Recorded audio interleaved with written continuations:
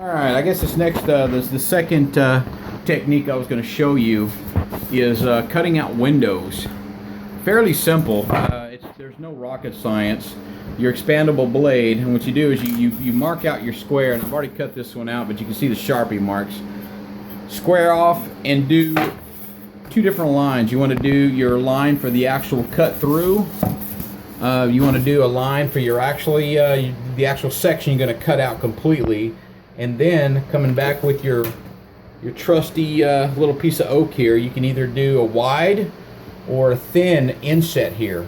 What you do is you want to mark that off here, and then when you cut, I know a lot of you, especially me when I first started, when you're trying to cut styrofoam, it does this. I've learned that if you lay that blade along that line, if you lay that blade, instead of going up and trying to saw through there, lay that blade down, and you bury the first 2 inches of that blade into that foam and follow that line. That blade's going to naturally cut straight if you bury that blade in there and just follow that line. And you know what? You don't have to cut it the first time. Do 3 or 4 times, and that'll the same thing. When you cut all the way through styrofoam, choke up on that blade, because if you hold on the handle, it's going to go everywhere. But choke up on that blade and lay that blade down, and you want to do like a 1/2 inch every time, and you'll feel when that blade cuts through. Go all the way through, and that's when you can sit there and saw it. Once you break through, break that plane, then you can saw down. You can saw through. You can saw through to the end, and same thing with the bottom. You know, you just want to lay that blade down and just make several cuts, because that blade's naturally going to cut straight. And then when you break through, then you can saw into your corners, make those sharp corners. And again, same thing with the inlays here. I'm going to set this piece of foam down in there where I cut it out. Anyway, same thing. You want to take a piece of foam, or if you've got a shorter piece of wood, lay it inside there, mark it off. Same thing where you marked off. Cut down. You lay that blade down and cut down.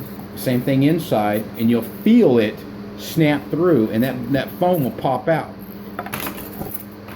and that'll give you a nice corner there. And once you get all that cut out, take your 120 grit sandpaper, and with the weight of your hand, you don't have to press down at all, just the weight of your hand.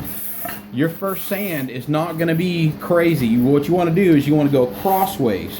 You want to knock that edge off real quick, because if you just start doing this, styrofoam is going to break up on you. So what you want to do is you want to round it off a little bit, go across it just with the weight of your hands, just around, and then you can go up and down in circular motion or whatever. Get inside there, clean that up real good, and that'll get you a nice window inlay there. So it's starting to shape up, you know. Once you get your brick line straight, and that's the only hard part about this, is get your Sharpie line straight. Everything else, it's easy.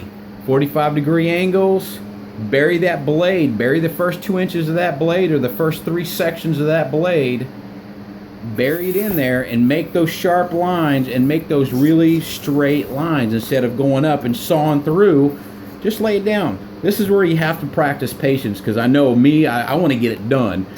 Lay that blade down and just go back and forth several times, and that'll get you a nice clean line. Anyway, but that's the second technique, is getting the windows. And the same thing, you can do the same thing on the other side to get the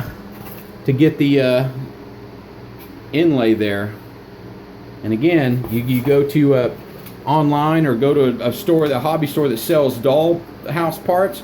He can get you the windows. This is actually a door. That's a 1/24 scale double door. It's gonna be perfect as a working window, and it's wood, and see how it's inset there. It'll sit perfect inside there. Anyway, that's it. That's all I got right now. The next step is going to be doing flooring and tile work and stuff. But like I said, there's 4 techniques. Once you get these done, halfway mastered, your dioramas are going to look pretty decent. They're going to look pretty decent once you get these 4 techniques mastered. Like I said, it's very simple, very, very simple.